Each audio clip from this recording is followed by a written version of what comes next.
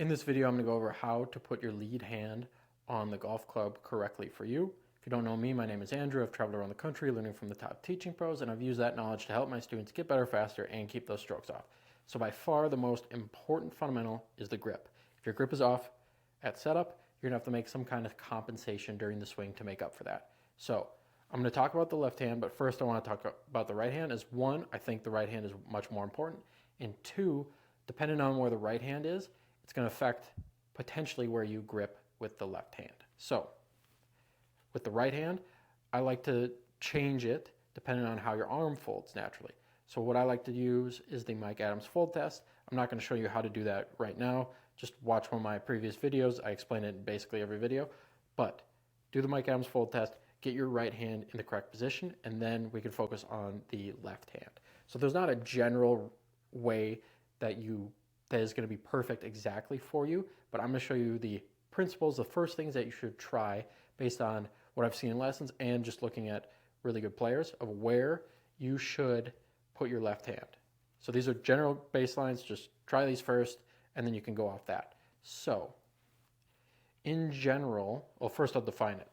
The left hand, we got strong, neutral, and weak. How I like to say it is a strong grip is more when the hand is more on top, so you'd see more of the logo of my glove if I was wearing one, and I see like three knuckles or more. A neutral grip, I see like 2 knuckles, maybe 2.5 knuckles, and a weak grip, I see like 1.5 knuckles. So those are the 3 grips. It's really a spectrum, but we're just going to put it into 3 different buckets. No matter where your grip is, we've got to put the grip more in our fingers. A lot of people put it in our palms. It makes it harder to create speed and gives up some control. So no matter where, if you're strong, weak, or neutral, we're going to have the grip more in our fingers. So the best way to do that is to get your heel pad of your palm, put it more on top of your grip, and then hook it with your pointer finger. So these 3 fingers are off. If the grip is more on my fingers, my heel pad is on top, I'm able to bounce this up and down really well. If this were to not be on my heel pad, it would just slip out.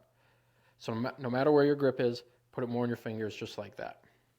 So in general, these are the grips that we see. So first, it depends on where the right hand is. If your right hand is more on top of the grip, that means you're generally going to have a stronger lead hand grip. So you can think of Rory or Ludwig.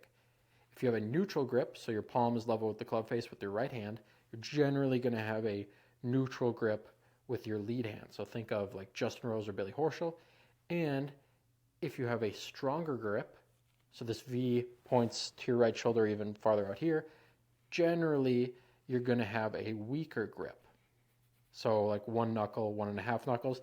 Think of Xander, Justin Thomas, Jon Rahm. So these are the ones that I would have you try first, but they're people that have strong and strong. There are people that have weak and weak. There's all different combinations. Just try these first. Here are another couple principles. So if you're slicing the ball, I would not be afraid of going really strong with the left hand, even if you already had a strong right hand. Because the stronger this grip is, the easier it is going to be. It's going to be for the face to shut. Okay? And one of the reasons how the lead hand controls how open or closed the face is it counteracts how much turn we have versus our turn. So let's say I have a super weak left hand. As I turn, it opens the club face. If I have a stronger grip and I turn, it makes it much easier for this grip or this face to stay square. When you're slicing it, it means that the face is too open. So I would have you strengthen the grip. As you get better in some other parts of your game, maybe you start releasing it better, sequence, whatever, your face might naturally be a little more square. From there, you might start hitting it left, and then you can start going a little bit more neutral to even weak. So if you're missing it right, don't be scared to go really far over. Like you could even see 4 knuckles. If it's still going right, you can go stronger. And if you get way stronger, like 4 knuckles, and it's still going right, you're doing something else wrong in your swing.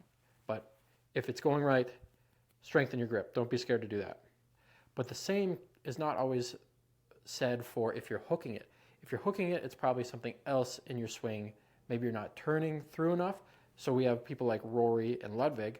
They have very strong lead hand grips, but they don't hit hooks. That's because, one, they're efficiently opening, so it keeps the face square. If they're just swinging their arms and they stall out here, face will shut. So with all these, there's a bunch of other things that kind of come into it that create the ball flight, but this is what I would do first. So to review, get the right hand in the correct spot, match it with the left hand, make sure that the grip is more in your palm, in your fingers, and then you can just swing your arms and hit balls. If the ball is curving to the right, don't be scared to go too strong, but if it's going left, you could try a weaker grip, but it might be something else. So if you're looking for help with your game, you can either DM me on Instagram or send me an email, and those will both be in the description.